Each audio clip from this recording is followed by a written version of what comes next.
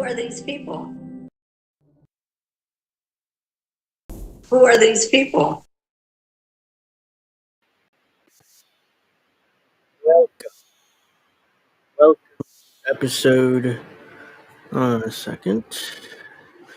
Why do I still have music in my fucking ear?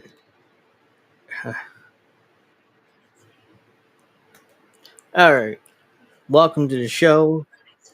I don't know why I'm hearing shit in my ear, but whatever.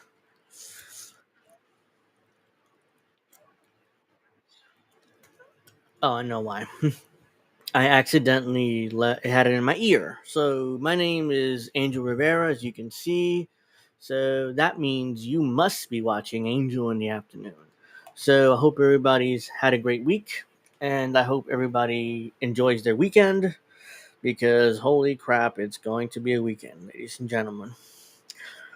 At least for me, I'm pretty busy this weekend.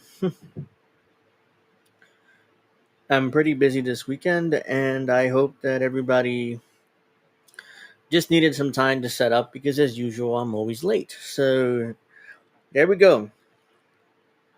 I'm always late, and since I'm by myself this week, there's no guests or anything like that. So there's no guests. I'm by myself. Alex left me, which is fine because he has shit to do. I'm not like I'm upset about it, but you know, but we'll get started in a moment. I just need to send this and then we'll get started because we got a lot to fucking talk about this week's episode.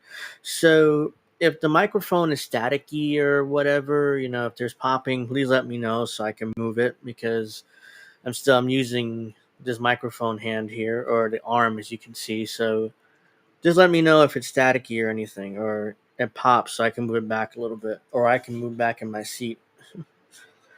Appreciate it. And let's do that. Bear with me 1 second. I have to send this out.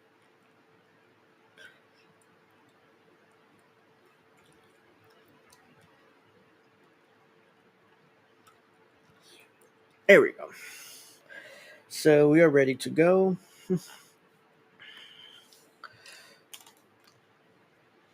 So we got Steph. Hey, how you doing? Got a busy week or weekend. So yep, it's going to be a long weekend because right now I got this show, then I got Pro Wrestling Talk on Saturday, 8 o'clock Eastern, and and hopefully we can get through this real quick. But seriously though, it's time to start the show. I'm just going to start with some breaking news, as I'm sure everybody knows. RFK Jr. dropped out today, and he's endorsed Donald Trump. So, yeah, I hope I saved this. I got so many fucking tabs pulled up that I can't even find my RFK Jr. stuff because it literally just broke. All right, thank you. I mean, just because I had some popping issues last week. Everybody knows. And yes, I fixed the microphone arm, which I had issues with last week, at least last Saturday.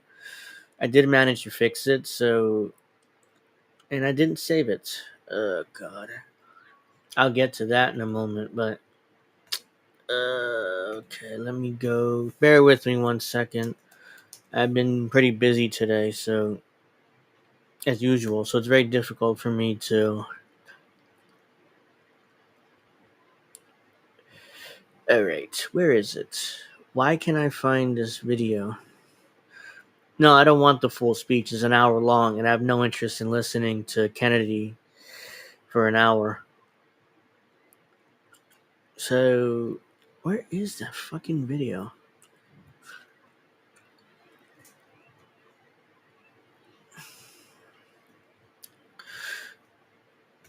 I can't find a video where he endorses Trump for some reason. But yeah, but I digress. We're just gonna play the shit that we're gonna play. Hey, how are you, Earl? Thank you for joining us. Make sure you like. please subscribe, because holy shit, do I need the subscribers. But seriously, though, thank you for watching. Just bear with me 1 second while I get my bearings here so I can start. Because as usual, I'm pretty late. So if I ever properly prepare for a show, then maybe we'll be just fine. But of course, I didn't.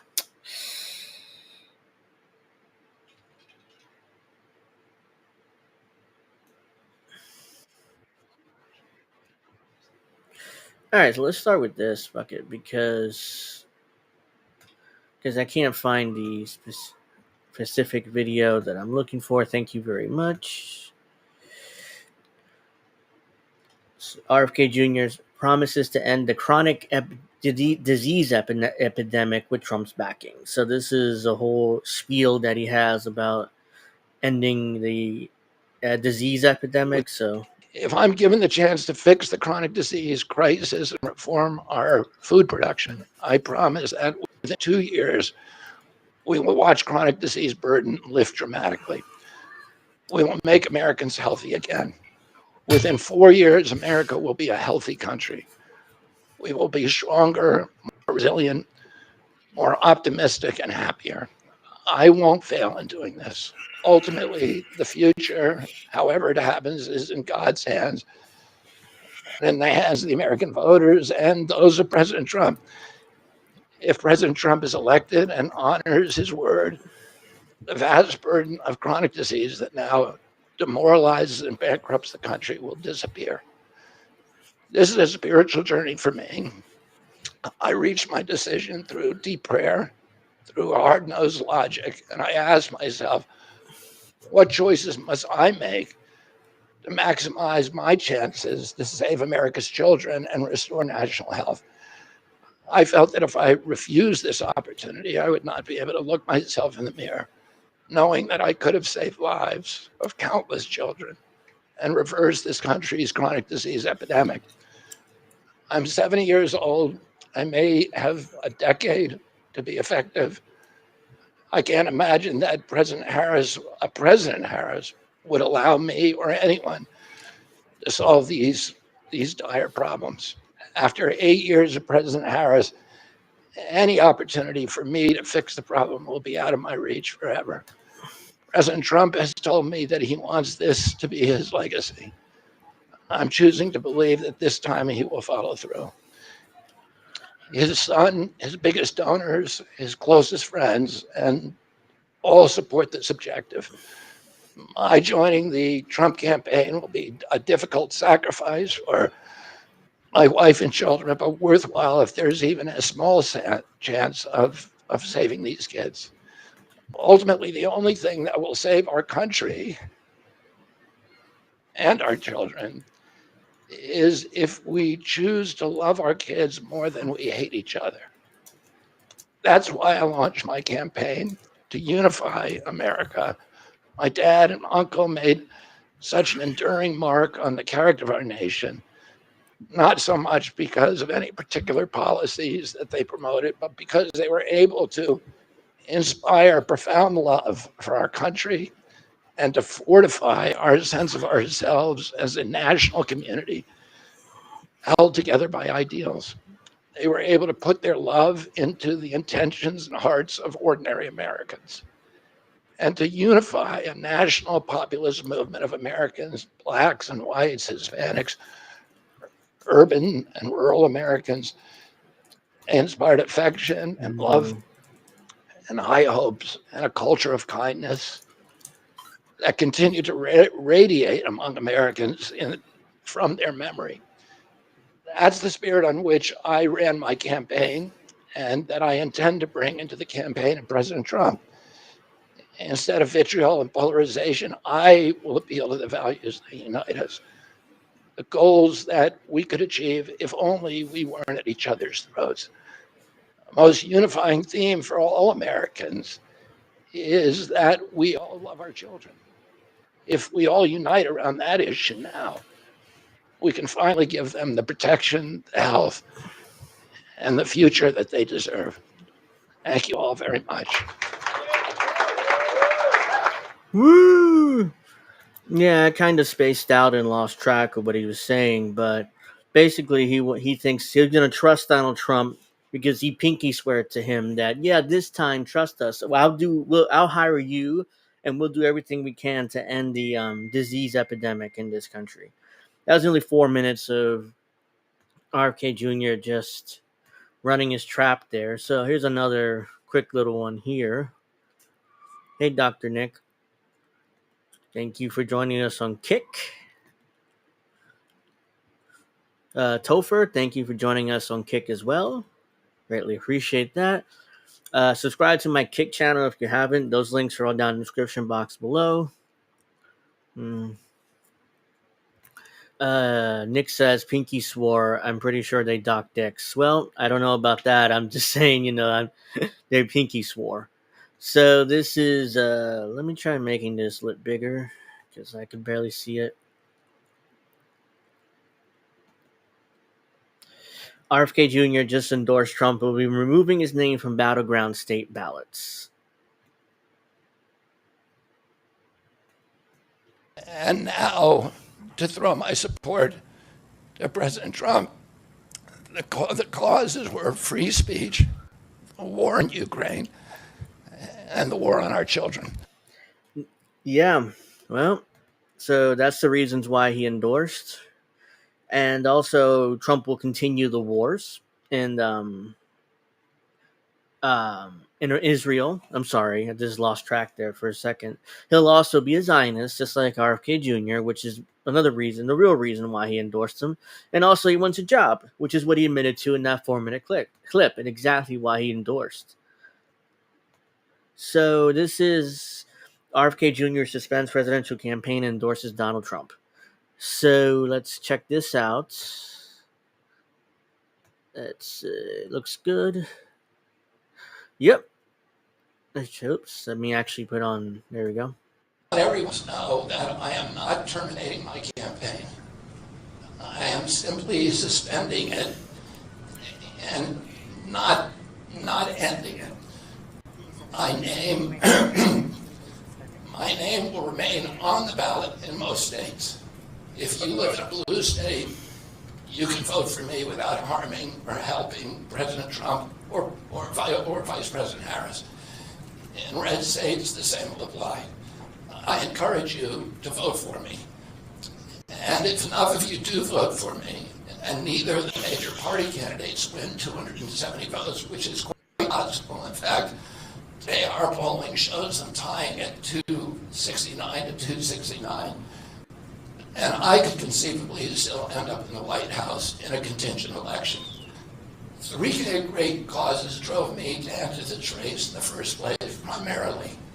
And these are the principal causes that persuaded me to leave the Democratic Party and run as an independent. And now, to throw my support to President Trump.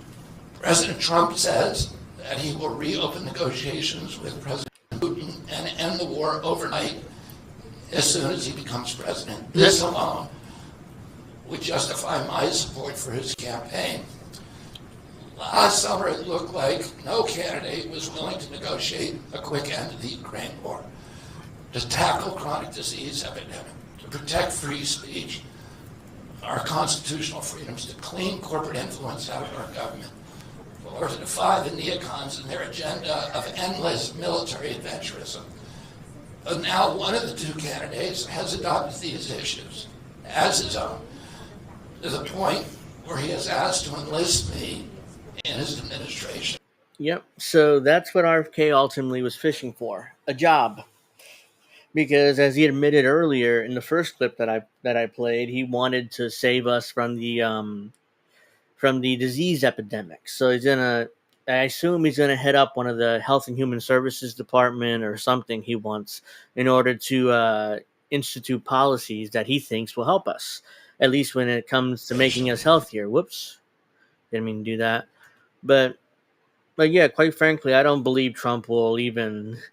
I don't believe Trump would hire him. I mean, like he did it to Chris Christie. When he ran in 2016, Chris Christie was the first one to endorse him, and the assumption was, well, I'm gonna get a job. I'll become attorney general or something. Nope, Chris Christie wasn't even hired for the administration. So if RFK Jr. really thinks that, really going to trust Donald Trump, he has a whole other thing coming. So let's move on to a statement being put out by the Kennedy family, because they had to put out a statement. Let's get rid of that. They had to put out a statement. Let's see. So Tim Buck says RFK Jr. asked to talk to Kamala and she refused. Oh yeah, I'm sure if Kamala would have said, "Oh yeah, of course," I'll definitely give you a job in the administration, he would have probably endorsed Kamala. But she didn't bother meeting with him. So this is why RFK Jr. has decided to endorse Trump. And why won't this load? Because I need this to load. Bear with me 1 second. For some reason, this isn't working.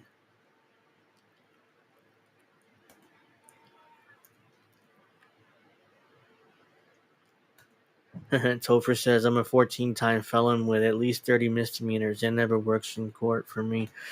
Oh, come on. Why is this not loading properly? Alright, let's try this one because here we go.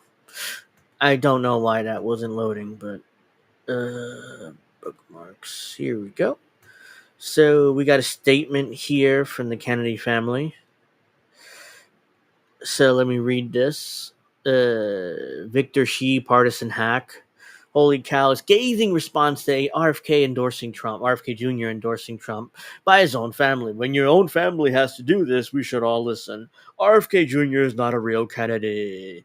Except that he is a real Kennedy, and he's RFK's son. So who's a Kennedy that Democrats will love?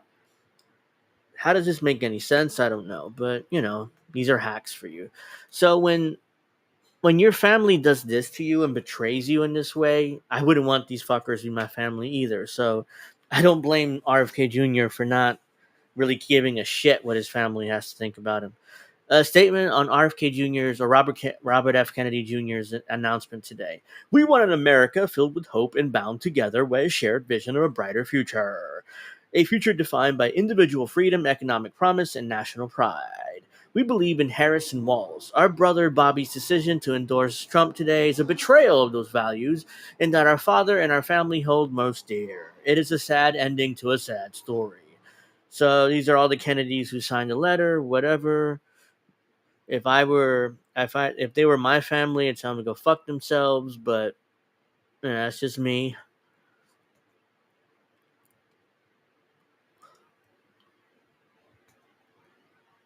Worked out today, and all that matters. Yeah, I need to work out too, but oops, if I did that, then that'd be nice.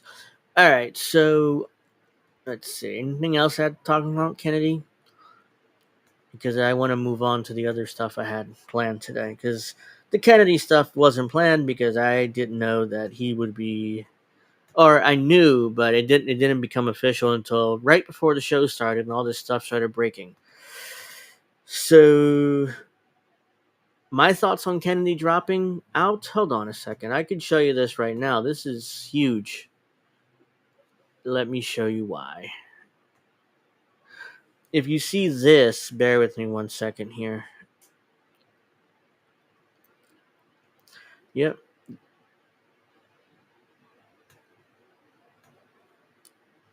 Oops, let me do this. Bear with me 1 second. No. Here we go.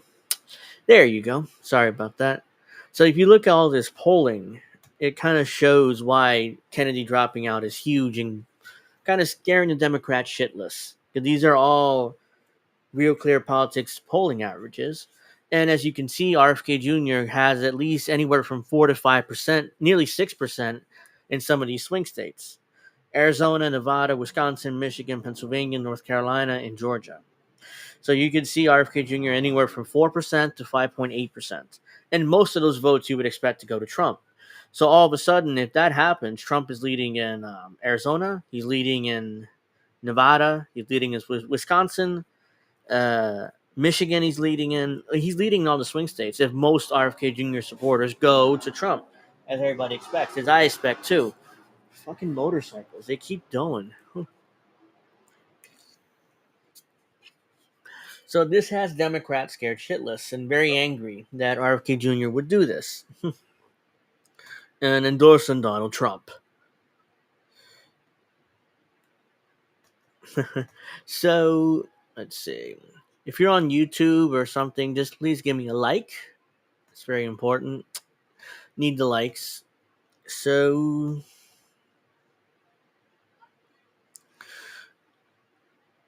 yeah, we'll get to all this in a moment, but let me get to this. As everybody knows, a few days ago,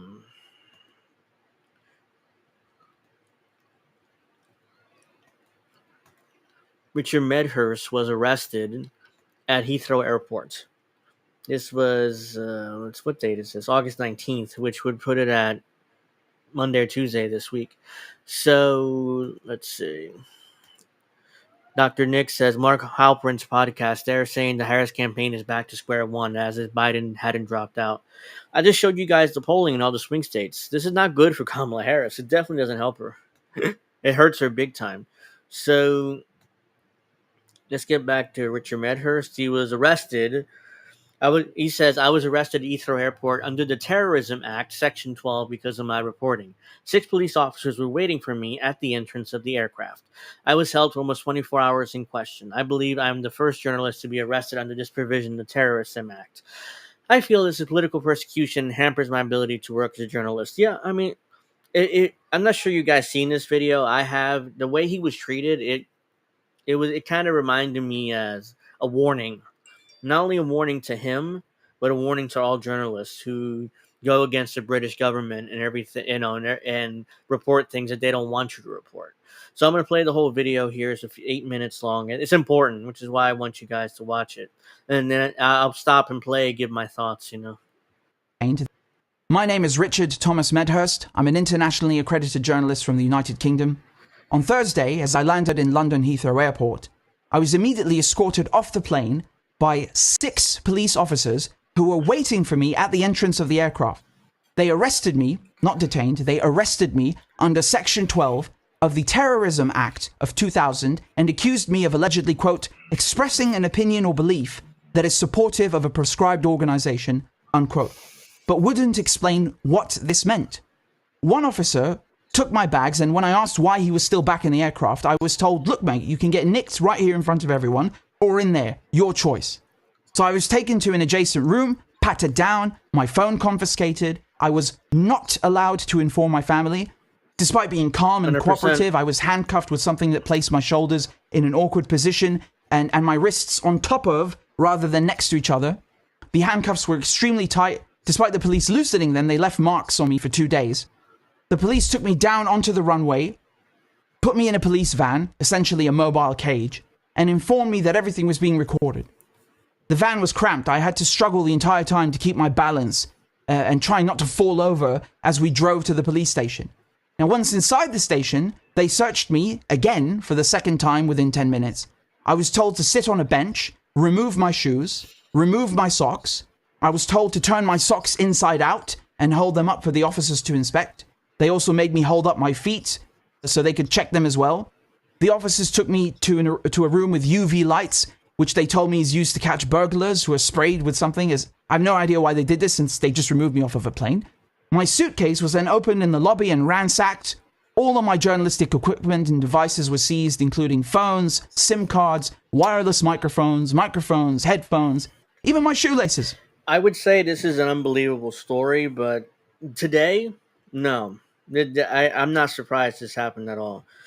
The British government already did it to Julian Assange. They're doing it to other journalists. Now this is probably the worst I've heard so far that when Richard Medhurst has gone through. It gets worse. It gets a lot worse. So, but yeah, I just wanted to say this isn't surprising to me, and it's unfortunate because it shouldn't happen, but it's going to happen. It's going to get worse. So let's continue. They later took my DNA as well, my fingerprints, palm prints, and photographed me. I was placed in solitary confinement in a cold cell that smelt like urine. There was barely any light, and the bed, if you can even call it a bed, was simply a small concrete with a paper-thin mat. The cell had no windows, no heating, no toilet paper. I was recorded 24/7 with audio and video, even when going to the toilet. I had to eat food with a piece of cardboard that you were supposed to... They recorded this man going to the toilet. There's a sense of humiliation there too, that, hey, we're going to record you even if you have to take a shit. We're definitely going to record that. So there's definitely a sense of humiliation, in a sense that, there's no privacy. I mean, you're a terrorist, you're a criminal, there's no privacy. Supposed to fold in two in order to scoop up the meal. The police said that I have the right to inform someone that I'm locked up. So I said, okay, I want to call my family. And then they'd go, well, your calls are withheld because of the nature of the alleged offense. I tried to ask, well, what's the point of a right if you can just randomly withdraw it? Why tell me that I have this right at all? And one of them said something along the lines of, well, it's not an absolute right, it can be waived. Similarly, they said I had the right to know why I was being detained. 100%. So I asked again, and the police would say something like, well, we're just the arresting officers, we don't really know. Or this will be explained to you during the interview, or some other generic response.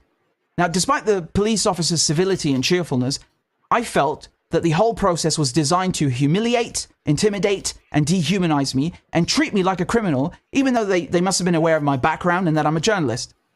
I was under surveillance almost the entire time, from the moment I was arrested until I was released, be it in the police van, in the station, the cell, all of it. No privacy whatsoever. Many of my requests were also delayed or outright ignored. When I was detained, I asked for water several times. The police would always say sure, but then I ended up waiting hours for a tiny cup of water. I asked if I could have my own clothes because I was in a t-shirt. It was cold and I couldn't sleep. They said they'd give me a pullover, but never did. Although one guard did give me a second blanket. So you have to nag and nag for the most basic things. And this is why I was afraid that they weren't even going to call a solicitor for me. I was able to see the nurse on one occasion. A solicitor, I'm guessing, is a lawyer, but that's like UK English or the Queen's English. So, but I'm pretty sure it means lawyer, solicitor. But on 3 other occasions, when I asked to see the nurse, they'd say yes and then nothing. For many hours, no one in the world knew what had happened to me or where I was. Only the police could call a solicitor for me. I had to ask like 4 or 5 different guards. Yeah, that's what I saw. Okay, good. That's what I thought. I don't speak the Queen's English or the King's English, so that's why. But I'm assuming solicitor is a lawyer. But turns out I was right. Thank you. For several hours until I finally received a call. Some of my solicitor's calls did not get through or were not answered. One of the calls, my solicitor was told, would be monitored, and so they simply refused to take it. I asked to speak to the solicitor afterwards. Understandably so. Did you hear that? It said, oh, well, I mean, we can let you call your lawyer, but we're going to record the shit. It's like, why would any lawyer talk to you then? So I can't take this call because I don't want our conversation to be recorded. So yeah, this is what governments do when you allow them to pass terrorism acts. Oh, yeah, we're going to protect you. Trust us. Let me pass anti-terrorism acts. Oh, it turns out that we're abusing the terrorist acts, and taking away your rights and, torturing you, basically. Well, I mean, you gave us the right. Same things happen here in the U.S. with the Patriot Act and all these other laws to protect us. But nope. As Benjamin Franklin said, I think Benjamin Franklin, look, again, I'm going to paraphrase what Benjamin Franklin says. If you were willing to give up your freedom for a little bit of security, you don't deserve neither liberty nor freedom. Something to that effect. I'm pretty sure I think I butchered it, but I'm pretty sure you guys understand what I meant by that. It's when that happened, but I was not allowed to. In total, I spent almost 24 hours in detention. At no point whatsoever was I allowed to speak to a family member or a friend. After waiting 15 hours, I was finally interviewed by 2 detectives. The interview lasted about an hour and a half, maybe something like that. So there's clearly no need to hold me there this entire time. But I believe this was done on purpose to try and rattle me psychologically. That failed. I categorically and utterly reject all the accusations by the police.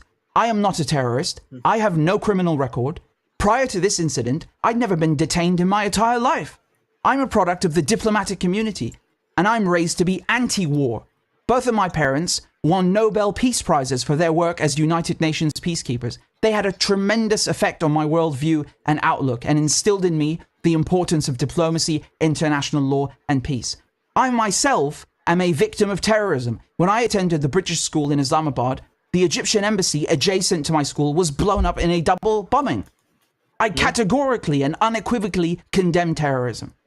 I am a Medhurst. My family goes back 1,000 years in this country. I come from a long line of public servants. My father served in the London Metropolitan Police before entering the United Nations. He is an expert and an authority on counter-terrorism who taught me much.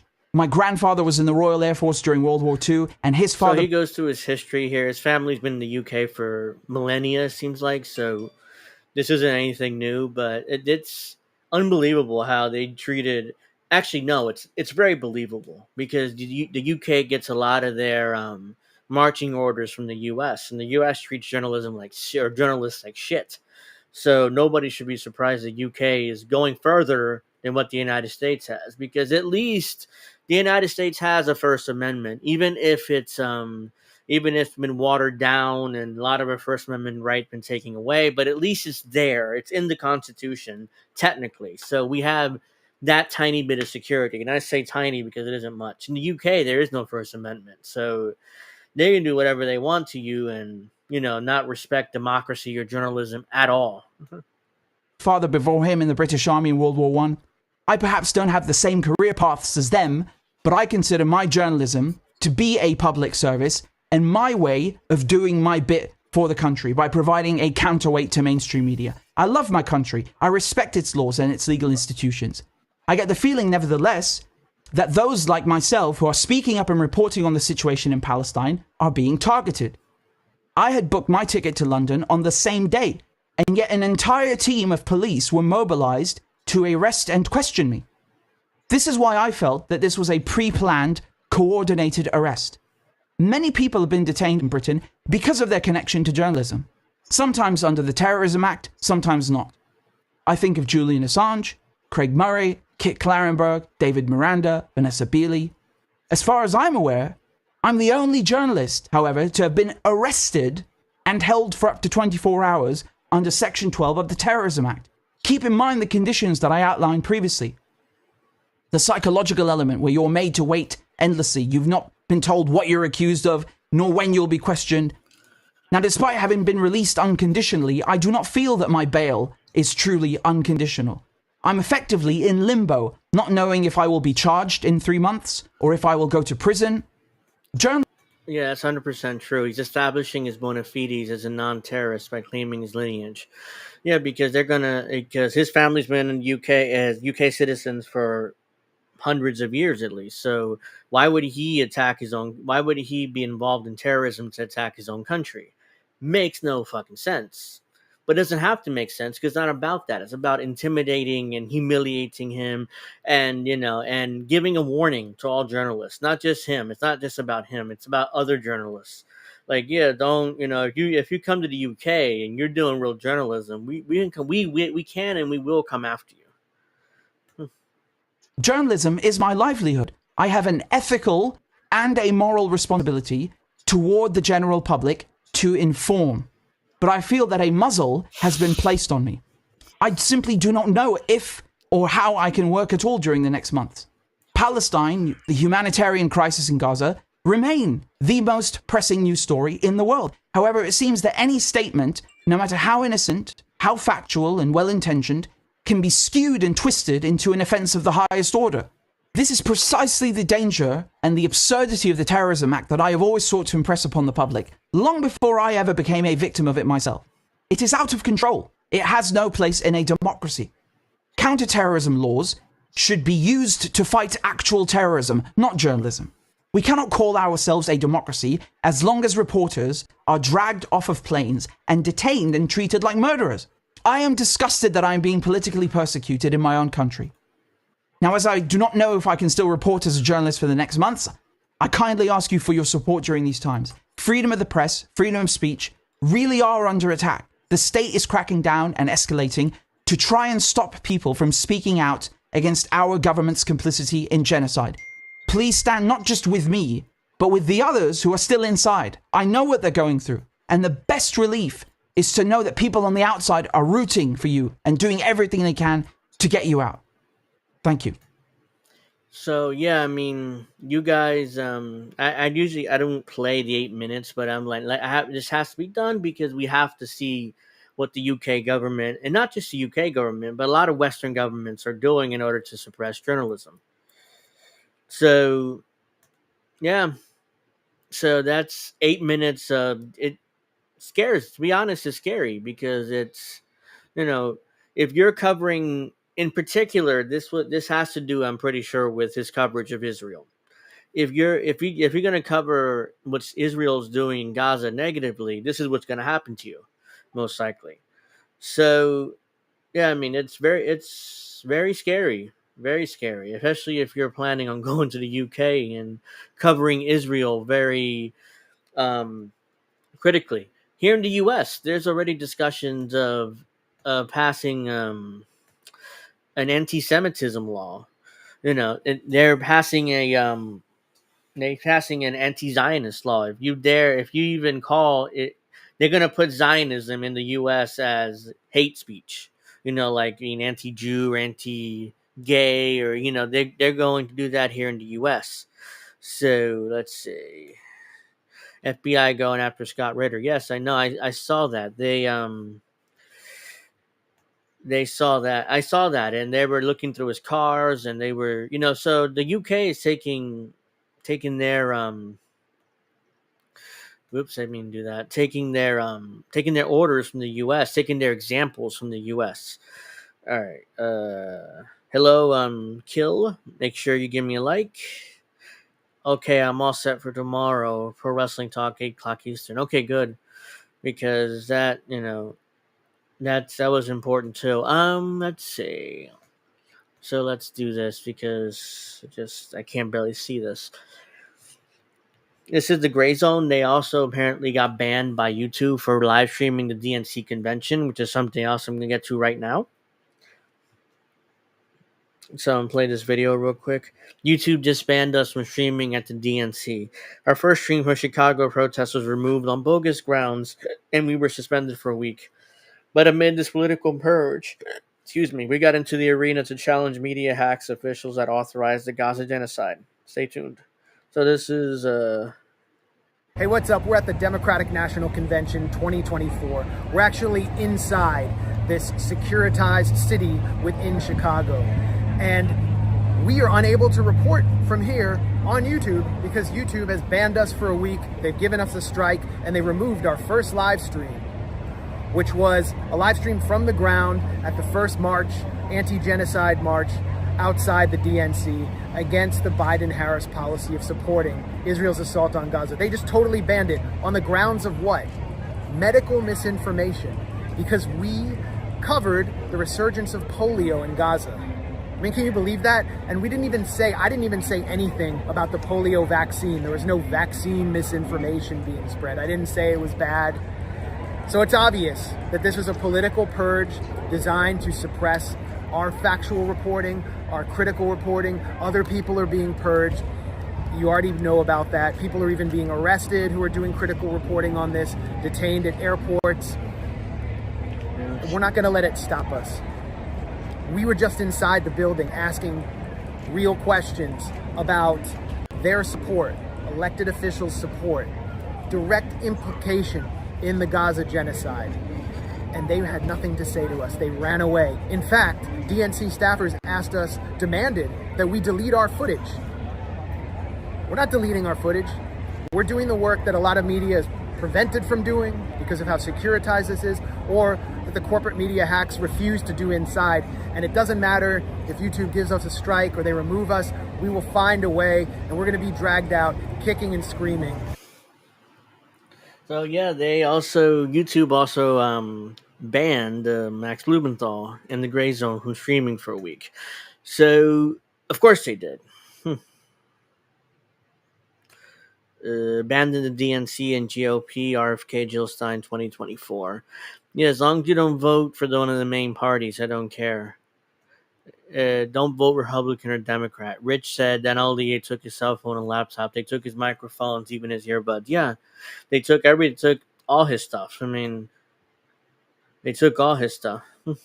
Yeah, fuck you, YouTube, 100%. Fuck them. But I have to use them because they're, for now at least, until the other platforms get bigger.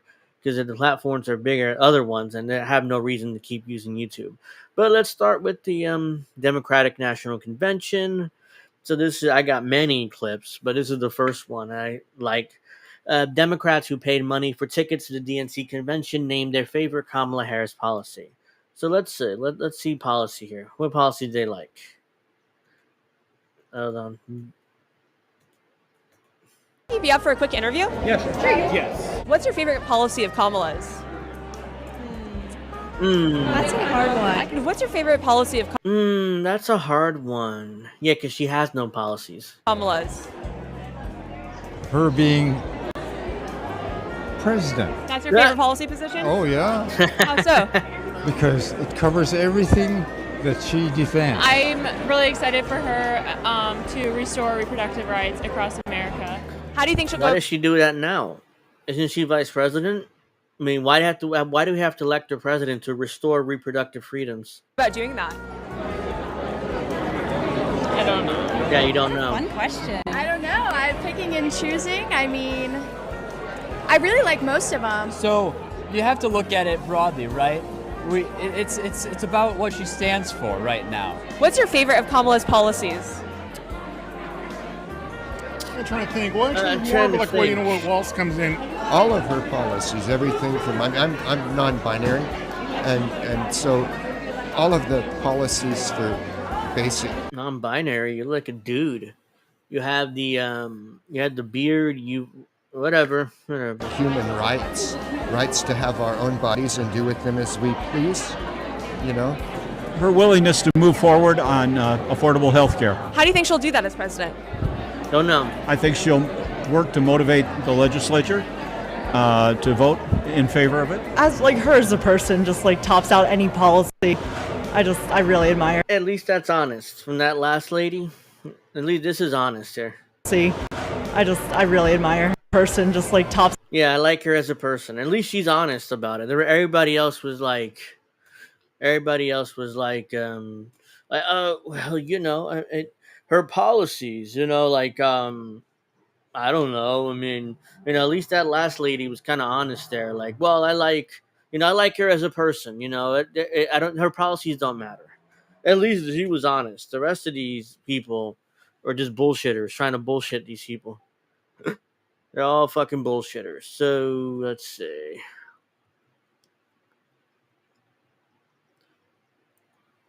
So now we have more.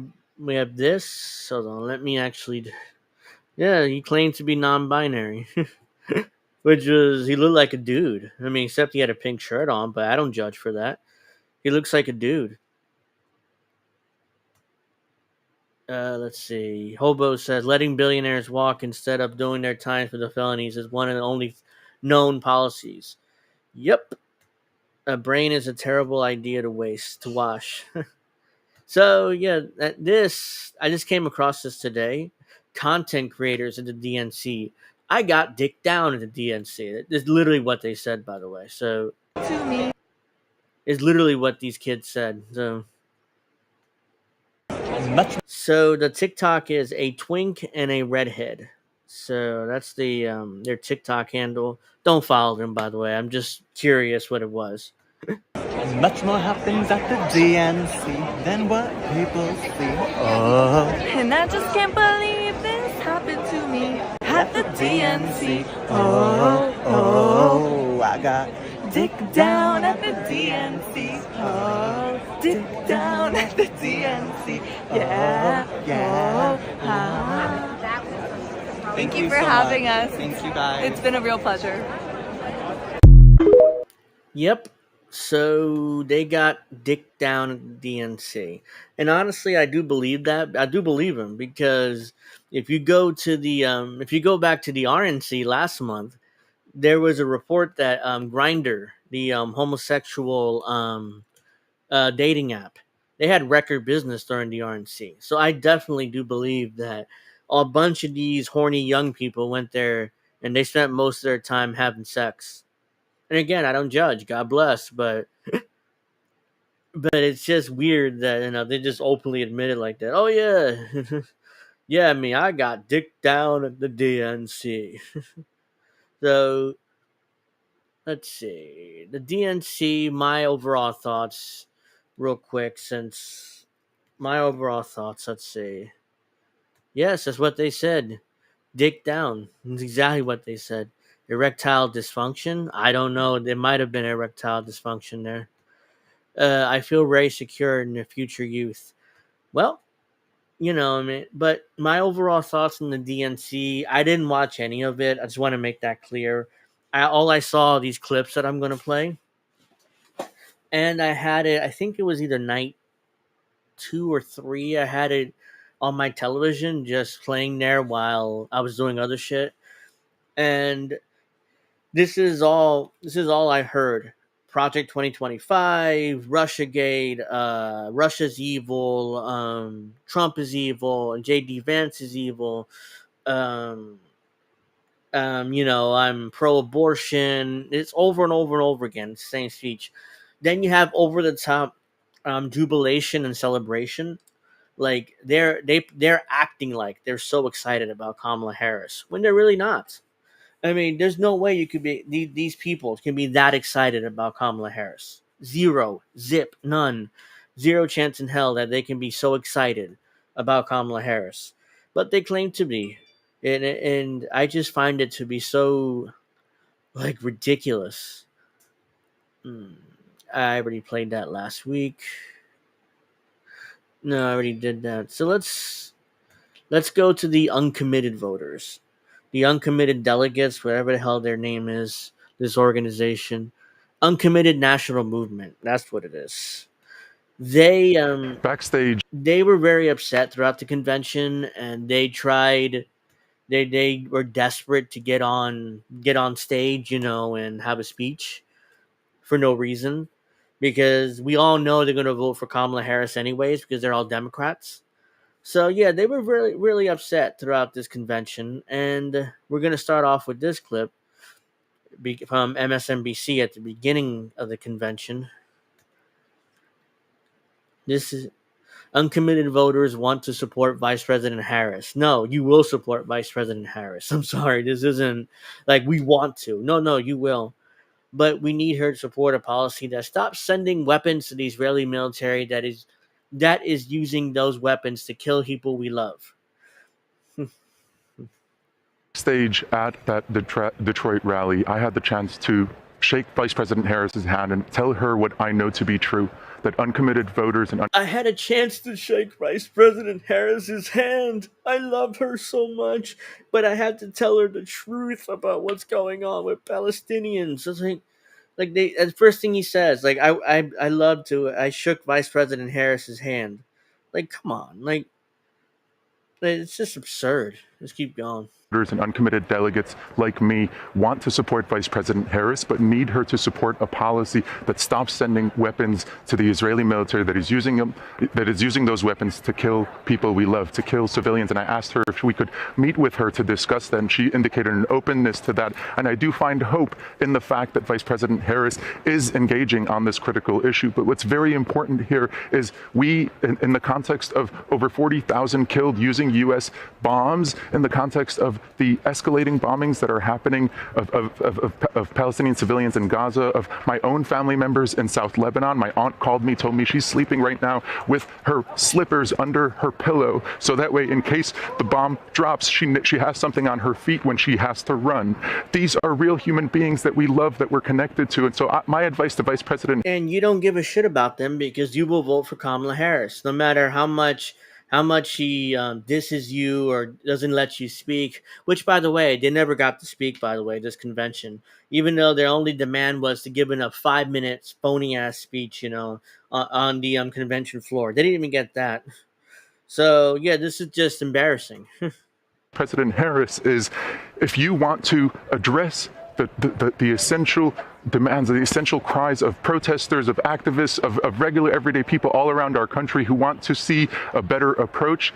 It's not a matter of a change of tone. Tell us, tell me, Vice President Harris, tell our movement, how do you plan to stop sending weapons to kill civilians who happen to be, many of them, people who are our family members, who are our siblings, people we love? I think it's a reasonable ask for us to want to hear about that ahead of this November. Yeah, blah, blah, blah, blah, blah. So, yeah, I mean, they just basically crying there and stuff. Let's see. Hey, Cowboy, thank you for joining us. I don't know why. Everything that I do is, like, hidden. It's like, Abandon Harris originally was abandoned, is a real grassroots organ. Abandon Harris, originally abandoned Biden, is real deal grassroots. Uncommitted is co-opted DNC loyalists. Yeah, I mean, that's fair. I'm not saying, they won't, they're not real, that organization, but the uncommitted people, no, they're bullshitters. They're just loyalist Democrats they're just loyalist Democrats that just want a virtue signal and get their 15 minutes by being on TV. That's all that was. It's just, what is that? What is that? I mean, let's see. More from the uncommitted movement. For 2/3 of my life, I believed the occupation of Palestine was necessary for my safety. June Rose, a Jewish delegate for the DNC. June Rose, a Jewish DNC delegate for uncommitted Rhode Island. Can't even fucking talk today. Let's watch. For 2/3 of my life, so we get more virtue signaling here. I believed that the occupation of Palestine was necessary for my safety. I was 18 years old and living in Israel, studying at an Orthodox yeshiva. I had never met a Palestinian, and I never knew anyone who had. It took 15 minutes from the wedding for me to realize that something was deeply wrong. So I went. I met the people. I spent time in living rooms in Ramallah, coffee shops in Bethlehem, mosques in Hebron, markets in Nablus. I talked to people my age who were trying to build a future in a militarized zone, where the humanity was erased every day. I finally saw the humanity on the other side of the apartheid wall. I realized that the occupation is maintained in huge part through the backings of Americans like me. I learned that Palestine needs our voices. So we get really nice music, like that, and you get that piano playing in the background. We get a remorseful white Jewish person virtue signaling about how horrible what the Israeli government is doing to the Palestinians. But trust me, he'll vote for Kamala Harris. Believe us. He'll vote for Kamala Harris for sure. But, we're just getting virtue signaling for internet clout. But now, as Israel punishes an entire nation, murdering over 15,000 children, I refuse the cheer that I was taught. The Democratic Party cannot espouse the values of freedom and justice and equality at home while being the party of death and destruction abroad. I'm playing the world's smallest violin for this guy. You're still going to vote for Kamala Harris, so why the fuck are we even playing this game? In the wake of a mass shooting, Democratic leaders are quick to say thoughts and prayers are not enough. I agree. As Vice President Harris takes a more empathetic tone, we say the same. Vice President, he takes a more empathetic tone. Yeah, fuck the tone. Her empathetic tone, I don't give a shit. She's still bombing. Joe Biden's still bombing the shit. Or Joe Biden is allowing Israel to bomb the shit out of Palestine, and nothing is being done. And Kamala Harris, because Kamala Harris is a little bit nicer about it, doesn't mean that the bombs will stop. The same to her. Thoughts and prayers are not enough. We as Democrats cannot oppose Donald Trump's fascism at home while supporting Benjamin Netanyahu's genocide abroad. We need an immediate, permanent ceasefire and an arms embargo.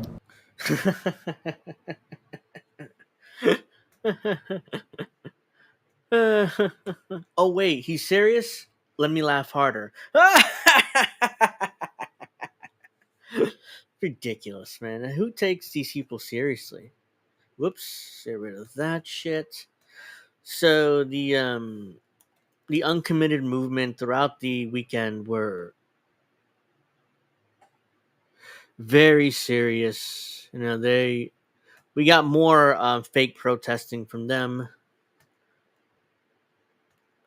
We got some more fake protesting from them. Just before the DNC began, thousands of Democrats hit the streets with a clear demand for VP Harris. Hashtag not another bomb.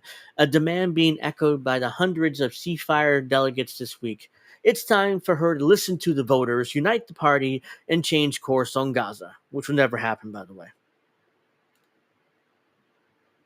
Let's Today we are gathered here on this National Day of Action to collectively demand across this country not another bomb! lower that shit. Los Angeles, New York City, Boston, Washington, Portland. In key swing states, people are more likely to vote for Kamala Harris if she supports an arms embargo.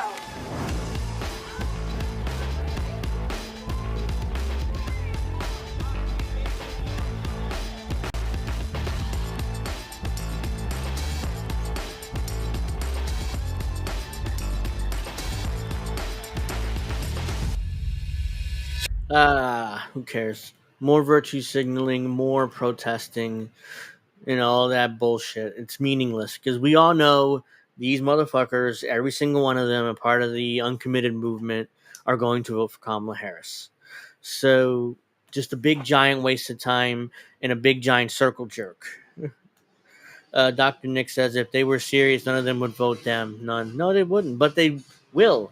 They will vote them because they just want a virtue signal. It's not really about, actually helping these people and actually getting some sort of peace resolution, Now this is night 3. They were very upset and crying because they didn't get the little speech.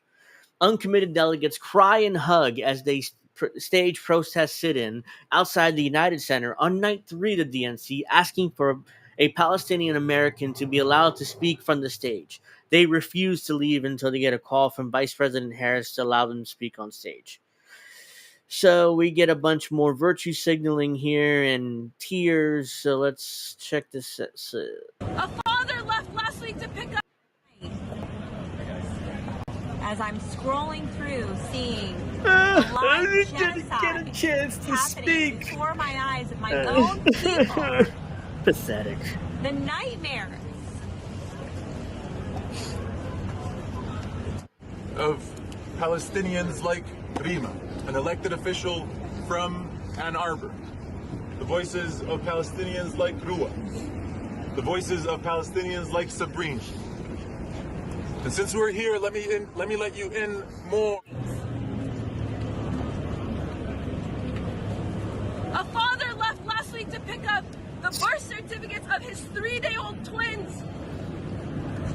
He got back and his house was bombed. His twins were killed by U.S. funded bombs. His wife was killed by U.S. funded bombs. His mother-in-law killed by U.S. funded bombs. 16,000 Palestinian children. Those could have been my children. That could have been me. That could have been me. My family could have been internally displaced to Gaza. So many Palestinians are not originally from Gaza. They're internally displaced now 10, 20, 30 times over. What more do Palestinians have to do? We want... You guys get the point. I mean, they were really upset and crying. I don't care either, Nick, but, I needed a little bit. Just wanted to show you guys a little bit about their performative stuff because it still happened in the DNC, so it needs to be said. But as I've said many times before, they all still are going to vote for Kamala Harris. So what is the point of all this other than virtue signaling and grandstanding? That's the point. To virtue signal and to grandstand. So we got more tweets from the uncommitted movement, but I don't care enough to play them. Oh, so this was supposed to be the speech that they would give. That this was the speech that was supposed to be given. So this was the planned speech if they were allowed to speak. Look at this. I'm honored to be the first Palestinian elected to public office in the great state of Georgia, the first Palestinian to ever speak at the DNC. My story began in a small village near Jerusalem, blah, blah, blah, blah, where my dad is from, blah, blah, blah, blah. Just virtue signaling. But at the end of the speech, let's commit to each other to elect Vice President Harris in defeating Donald Trump, who uses my identity as a Palestinian as a slur. Let's fight for the policies long overdue, from restoring access to abortion to ensuring a living wage, to demand an end to reckless war and ceasefire in Gaza. To those who doubt us, to the cynics and the naysayers, I say yes, we can.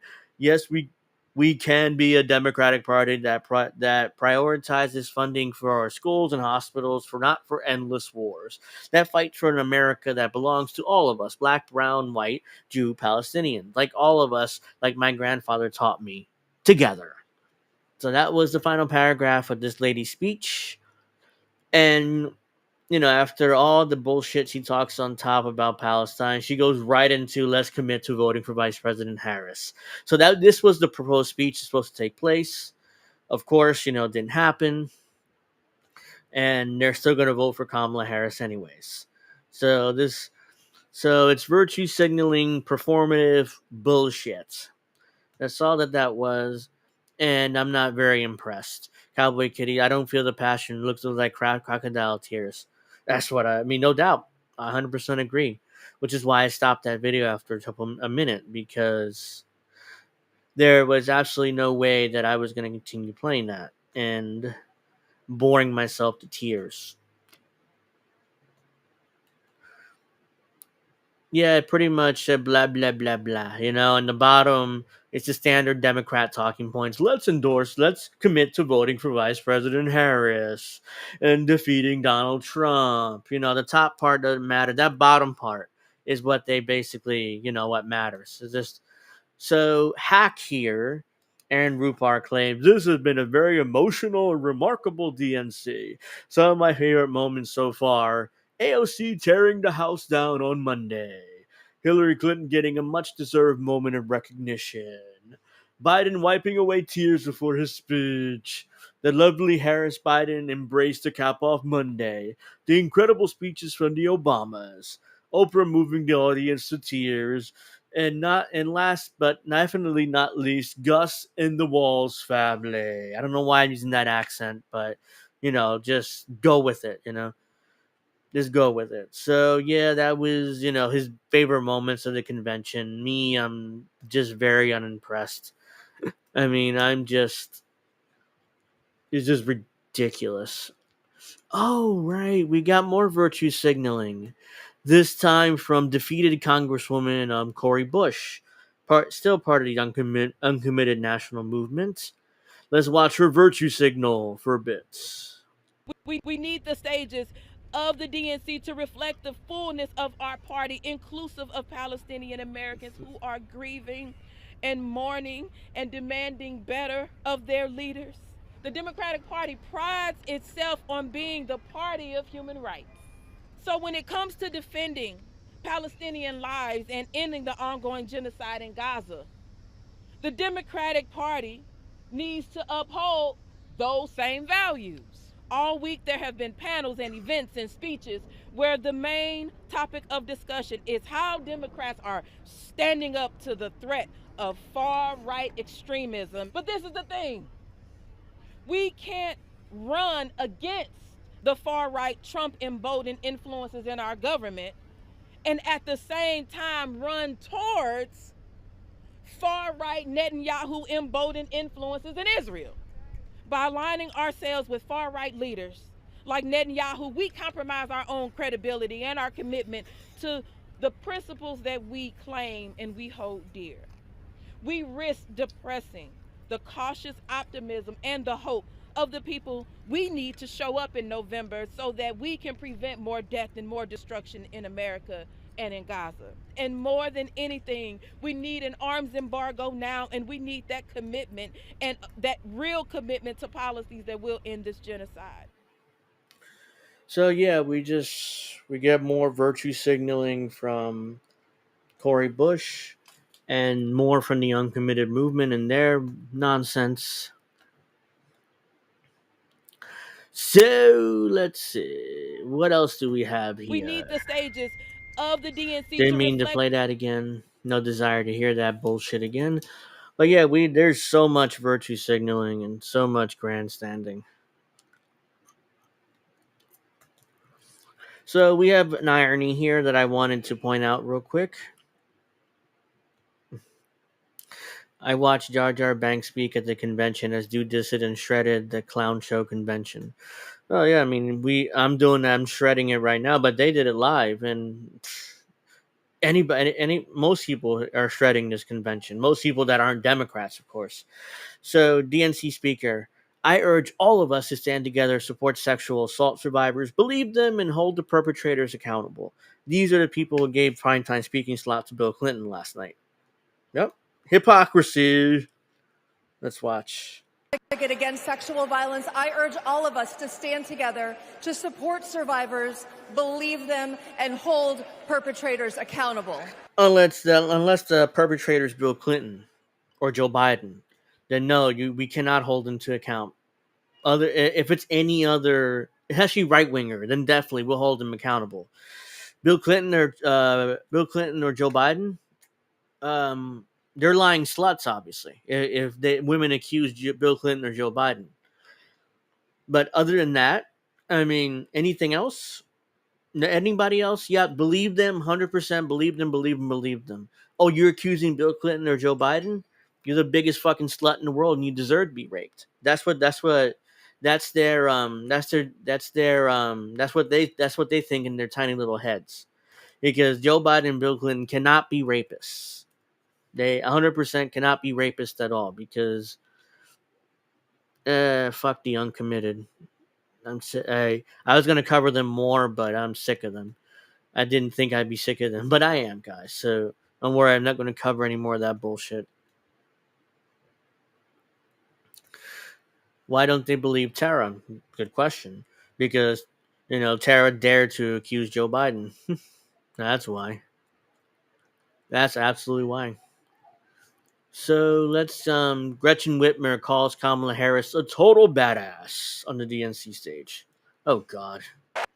I know in a crisis we need someone strong enough to come up with a plan, to tell the truth, and to bring people together. Right now, before the crisis, is when we get to choose. Why wouldn't we choose the leader who's tough, tested, and a total badass? A total badass. They can't be serious. But she is serious, guys. I know who I want as our commander-in-chief. America, let's choose Kamala Harris. But she is serious. That's the thing. She's 100% serious when she calls Kamala Harris a badass. It's just unbelievable. It's just unbelievable, guys. I mean, I'm sorry. Let me just send this, and then I'll get back to the show. So, all right. So, except Harris, Biden, Trump, Gates, and all rich people are pedos. Our kids are now sluts. To these people, I wouldn't be surprised. Hey, Cynic. Thank you for joining us. Make sure you give me a like and all that other good stuff because, I need as many likes as we can get. So let's see. Let's get to more of this. So yeah, I mean the DNC was just an epic like disaster full of cringe. So now let's get to some brutal truths about Donald Trump. How evil he is. Republican Adam Kinzinger just hit the nail on the head about Trump at the DNC. I don't know why I have that accent. Pretending to be Donald Trump is a weak man pretending to be Weak. He's weak, ladies and gentlemen. He's absolutely weak. Donald Trump's weak. strong. He is a small man pretending to be big. Remember, he's a weak man. He's a small man. Let's see what else. Faithless man. A faithless man. But I thought that Democrats weren't religious for the most part, and now they are kind of trying to wrap themselves in religion now because Trump isn't religious. Fuck, I mean, as long as they oppose Trump, that's all they care about. Pretending to be righteous. He's a perpetrator who can't stop playing the victim. He puts on, listen, he puts on quite a show, but there is no real strength there. Nope. No real strength, and yes, he got Donald Trump. Brutal, honest truth, ladies and gentlemen. That's what they love. That's what they want to hear about Donald Trump. Again, there's so many different ways to attack Trump for real. So many different ways. And this isn't it. This is just horseshit. This is just performative horseshit about how weak and small and pathetic that he is. Who cares about that? I know I have more clips than this.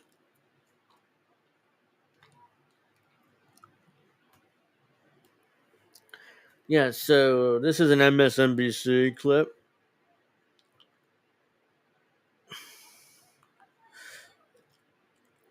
Hello. Hello, Cynic. They're trying to make it till next Friday. Yeah, there's a Jesse Jet clip show. What time? 10:30 tonight. So after Angel in the afternoon, make sure you check that out. I'll be in the chat a little bit, so hang out with us at 10:30. We're gonna listen to some music and have a good time. So let's see. This is an MSNBC clip.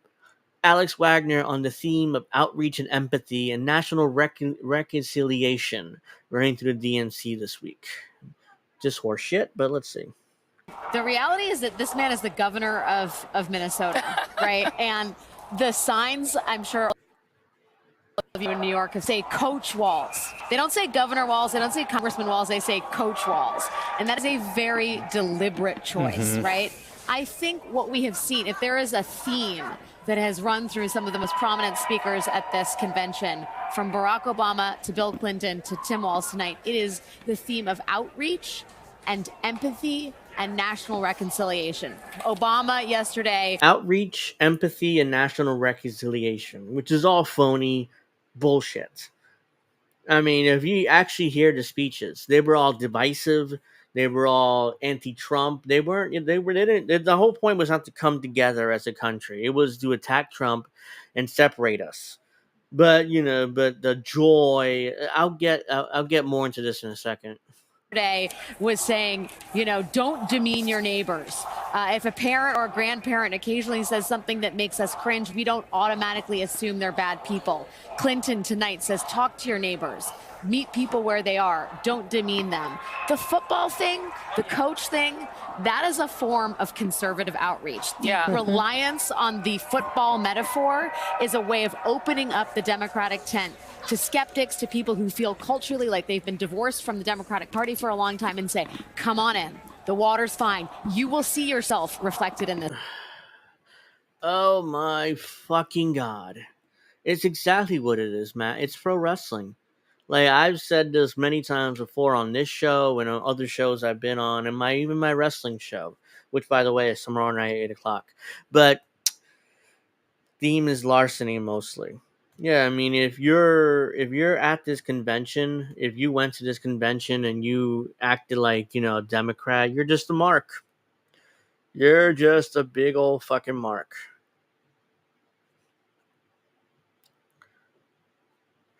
So let's see, what else can we do? I wanted to show you guys this. So if you guys remember from back in 2008 when Barack Obama ran the first time, what was the slogan? Yes, we can. Yes, we can. 15, 16 years later, I'm sorry, I think I have hiccups. Hopefully I don't. 15, 16 years later, instead of yes, we can, it's yes, she can. Yes, she can. Yes, she can. Yes, she can. What happened to we? What happened to, being together and working together? Nope. It's all about Kamala Harris. It's all about getting her the presidency. Just like with Hillary Clinton. Remember, I'm with her. It's very similar energy here. As yes, we can. I'm with her.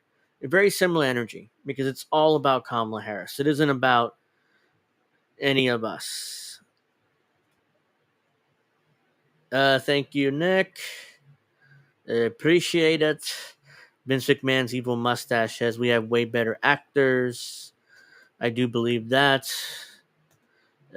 Steph says gag me with a spoon. Well, I mean, it's a complete pro wrestling storyline. I mean, this is what I've said and what others have said now. Don't insult what we do, Max. Yeah, I mean, it's still, I still have a ton of respect for wrestlers. So, but at least that's entertaining for the most part. So now let's get to this shit. Remember, the uncommitted movement over and over again told us they wanted to support Kamala Harris. They're desperate. But this is what Kamala Harris said during her speech. Nico House, great tweet here. Bookmark this and send it to everyone who keeps lying to the public, claiming Kamala will somehow be different than Biden on Israel and Palestine. So this is a part of the speech where she says, quote, I will always stand up for Israel's right to exist, and I will always ensure Israel has the ability to defend itself. Translation, I will give them where the hell they want, and I will give Netanyahu all the weapons he wants to continue destroying Gaza. So that's the translation to that. Let's check. I will always stand up for Israel's right to defend itself, and I will always ensure Israel has the ability to defend itself, because the people of Israel must never again face the horror that a terrorist organization called Hamas caused on October 7. Including... See, there it is. There it is. I mean, terrorist organization, Hamas. Hamas. Yeah, see, they're the evil ones. Not Israel, who's just trying to defend themselves. So, let's see. I like this one. Hold on. Fred says, hashtag still with herring. Which is exactly what it's the I'm with her energy. That's what yes she can is. Unspeakable sexual violence and the massacre of young people at a music festival. 100%. At the same I agree. time, what has happened in Gaza over the past 10 months is devastating. Now we talking Kamala so many momentum. Innocent lives lost. So many Desperate, hungry people fleeing for safety over and over again. The scale of suffering is heartbreaking. President Biden and I are working to end this war such that Israel is secure, the hostages are released, the suffering in Gaza ends, and the Palestinian people can realize their right to dignity, security, freedom, and self-determination. You hear that? You hear 5 seconds. 5 seconds to the Palestinians. 5.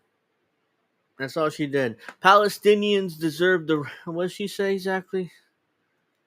Yeah. And the Palestinian people...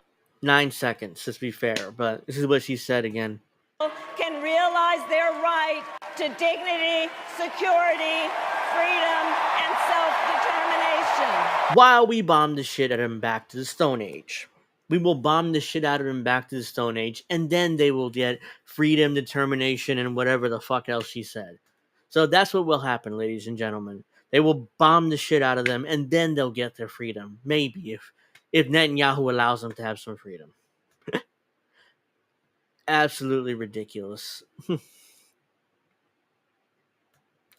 So we're gonna get to the media sucking off Kamala Harris. This was Chicago Sun-Times. A new way forward. As Harris becomes the first woman of color to accept the Democratic presidential nomination, she promises to fight for middle class and move beyond divisive battles of the past. Meanwhile, she calls Trump weird, and she calls conservatives weird, and she attacks Trump for ridiculous things, and she attacks conservatives for ridiculous things. But yeah, she wants to move on from divisive battles of the past, according to Chicago Sun-Times at least, and they're bullshit. So, damn right, the Chicago Sun-Times, they're full of shit. That's it. I already played that. There are some. So we got more cringe now. I'm gonna have to put you guys to some cringe. Kerry Washington, apparently she's an actress. I've seen her in some movies. I didn't know her name, though. Alongside Vice President Kamala Harris's nieces, teaches former President Trump and others who might be pronouncing Kamala incorrectly how to pronounce her name. Sorry. So let's check this out. It's come to my attention that there are some folks who struggle or pretend to struggle with the proper pronunciation of our future president's name. She hasn't been elected yet. You calling her a future president is what they did in 2016. And after that, you guys were fucked. You guys were really upset because she lost, but I digress. So, hear me out. Confusion is understandable. Disrespect is not. You mispronounce Kamala's name, it's disrespectful. Remember that. That's very important for you guys to understand. If you mispronounce her name on purpose or by accident, still, it's very disrespectful. So tonight, we are going to help everyone get it right. Here to help me are some very special guests.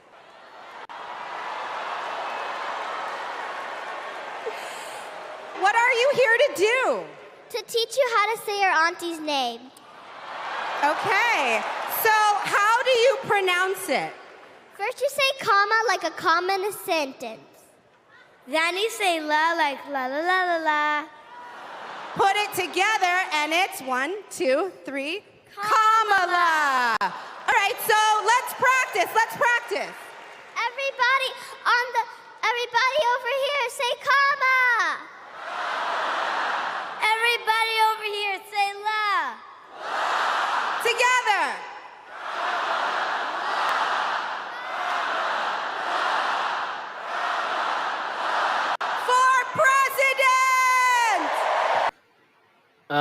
That was beyond cringe. Like, to the point where I have no commentary on this. Do I need to say anything how cringe this is? And on top of that, using Kamala's nieces to do this, and let's get rid of that. I can't even. That was embarrassing. I mean. All right, so we got more warmongering from Kamala Harris and her little speech. She spent, 45 minutes speaking? I didn't watch any of it. I just watched a couple clips here. So we got warmongering now from Kamala. As Commander-in-Chief, I will ensure America always has the strongest, most lethal fighting force in the world. I will fulfill our sacred obligation to care for our troops and their families, and I will always honor and never disparage the service and their sacrifice. As Commander-in-Chief, I will ensure America always has the strongest, most lethal fighting force in the world. And I will fulfill our sacred obligation to care for our troops and their families, and I will always honor and never disparage their service and their sacrifice. Yay! Let's continue the wars.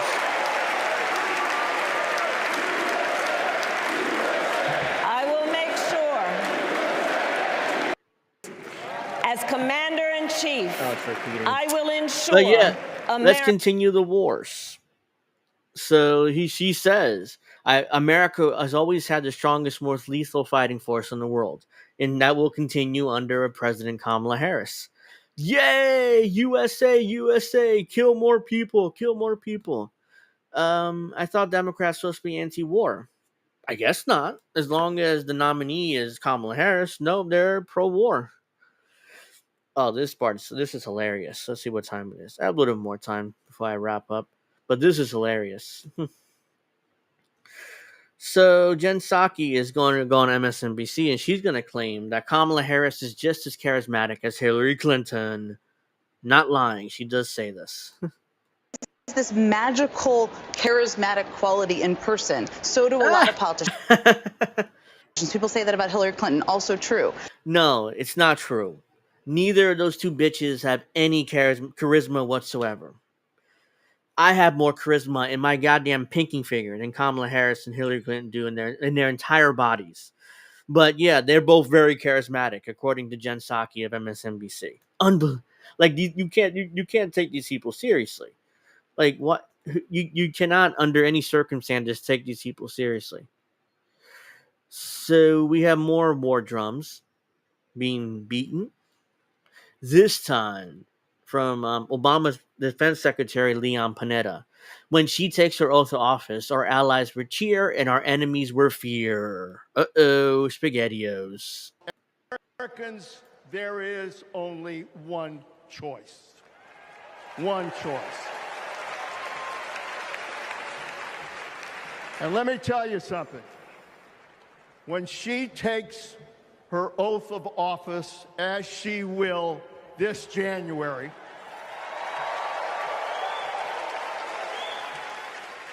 our allies will cheer, our enemies will fear, and we will have a commander-in-chief that we can trust. God bless our veterans, and God bless our country. Americans, yeah, so more war drums being beaten there, this time by Obama administration official Leon Panetta, which is nice. Here we go. More war will always happen. I've heard enough. I managed to stay away from all that shit. I know what they're going to say. They're full of shit, hypocrisy, are ready to build past them. I don't blame you, but I wanted to cover it and make fun of these people because they deserve it. So we get more propaganda. The most important election of our lifetime talk now from Kamala, from the vice president. This election is one of the most important in our life of our nation. Don't we hear that every single election? Like, we hear that every single election. This is the most important election of our lifetime. Just imagine Donald Trump with no guardrails, how he would use the immense powers of the presidency of the United States, not to improve your life, but only to serve the client he's ever had. Himself. Ironically, why are you running, Kamala? For yourself. For your own power. But please, let's pretend Donald Trump's only selfish one here. Fellow Americans, this election is not only the most important of our lives, it is tonight, one cynic. of the most 10:30 Eastern, right? important in the life of our nation. In many ways, Donald Trump is an unserious man. But the consequences of putting Donald Trump back in the White House are extremely serious. Consider not only the chaos and calamity when he was in office, but also the gravity of what has happened since he lost the last election. Donald Trump tried to throw away your votes.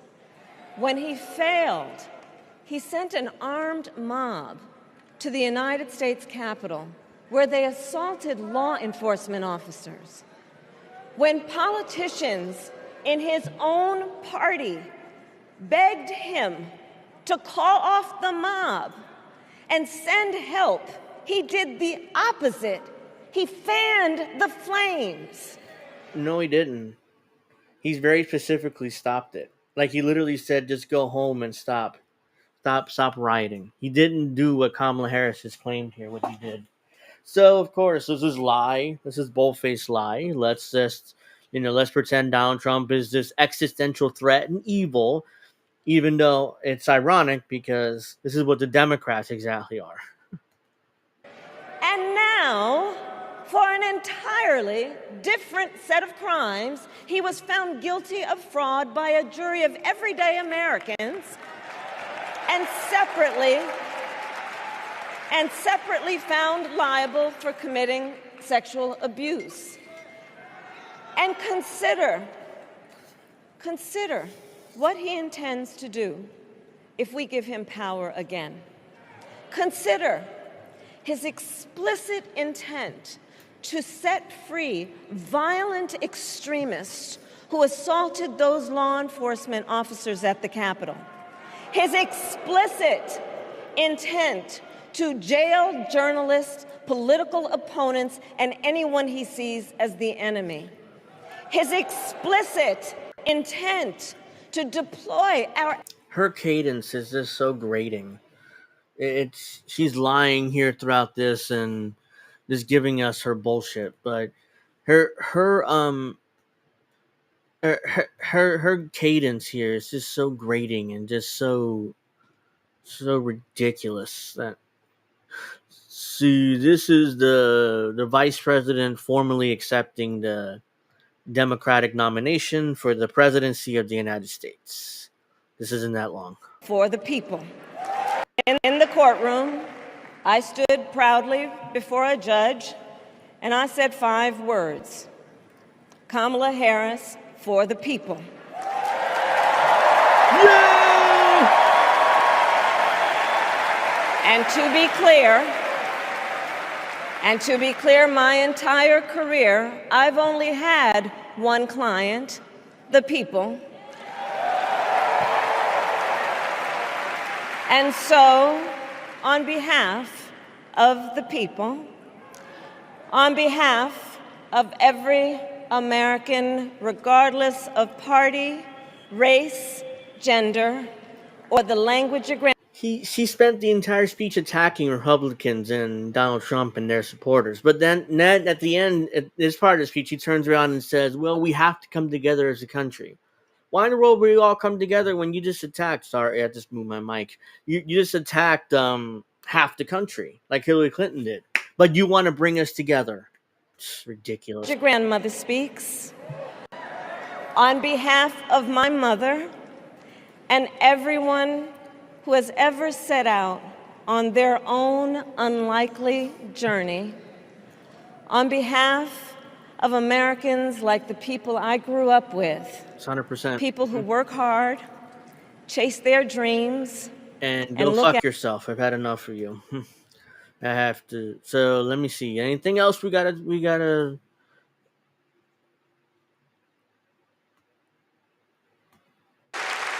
La la la. I think you guys get the point. I'm just gonna wrap up in my commentary here because it's almost 9 and I need to go. So my final commentaries are this: the DNC was a joke. We have nothing. It was nothing but Democrats going up there and basically giving the same speech over and over and over again. And there were a whole bunch of Republicans that came up and gave speeches. And, in the it's the Democratic Party throughout the night. Yay, we love Kamala so much. It made me so happy to see her. She's going to win. Meanwhile, I think, and this is just my opinion, I think that a lot of these rank and file Democrats are just like the animals in George Orwell's famous book Animal Farm. They tried. A lot of these rank and file voters or Democrats are former Bernie supporters from 8 years ago. A lot, because there were a lot of new Democrats who popped in then, and and they tried the revolution. Because if you know the book, basically the beginning of the book, the animals were working for the humans. The animals were tired of the humans, so they tried to do a revolution. So by the end of the book, it turns out that the pigs that were the leaders were just as bad, if not worse, than humans, because and they were apathetic and they gave up, and they just kept working, but this time for the pigs instead for the humans. So, everybody see me?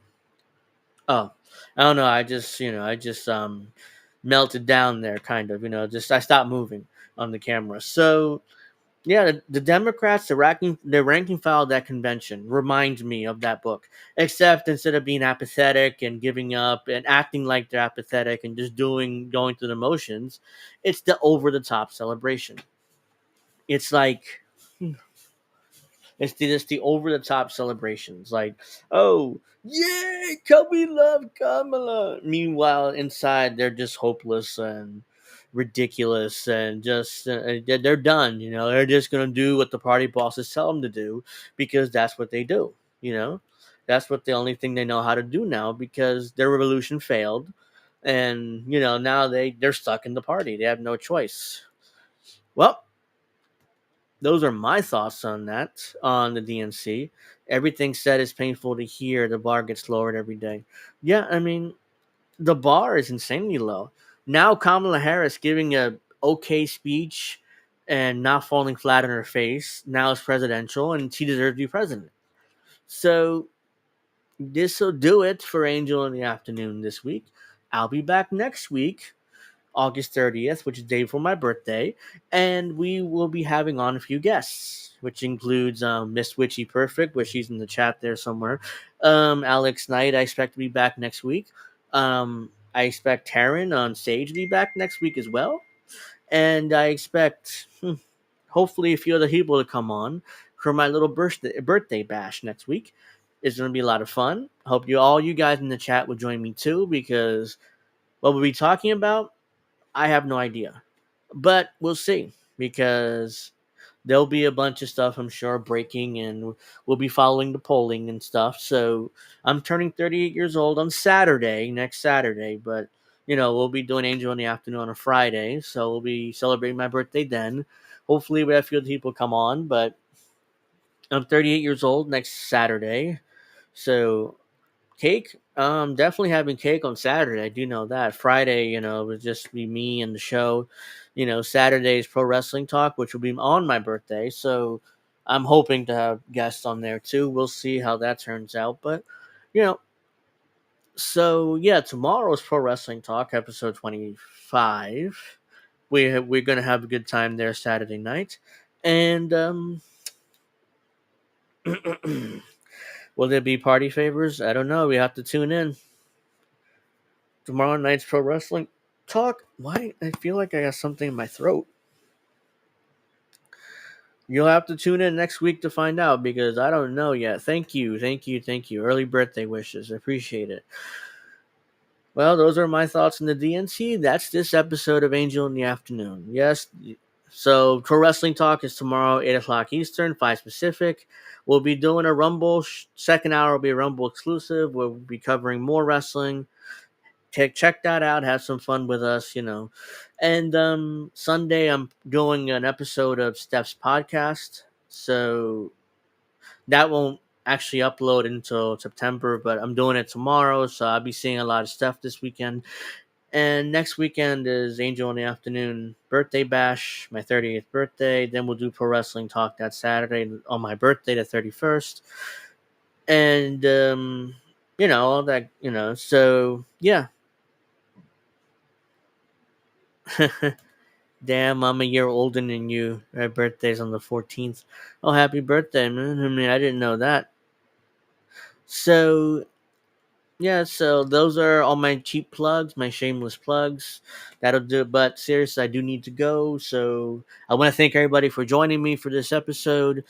Make sure you make sure you subscribe to all the channels. Links are down there in the description box below if you haven't already.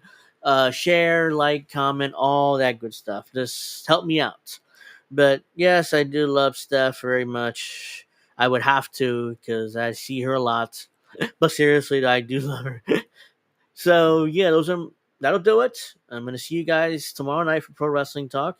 If you're not going to watch Pro Wrestling Talk, make sure you do. I mean, please hang out with us. But we'll definitely be back for Angel in the afternoon next Friday. Birthday Bash. Make sure you check that out. And wow, mine's the 31st too. Topher, mine's the 31st too, which is why we had the same birthday. Happy birthday on the 31st too, man. I'm singing happy birthday next Saturday and go to Rumble only. Okay, sounds good. I'll be looking forward to that. Until next time, though, seriously, I'm going to see you guys tomorrow night. Have a nice weekend. Stay safe. Don't drink too much. And we'll see you guys on Friday. Make sure you check out the Jesse Jet Clip Show on INN's YouTube channel. It starts at 10:30, I believe. I'll be in the chat for a little bit, so make sure you join us.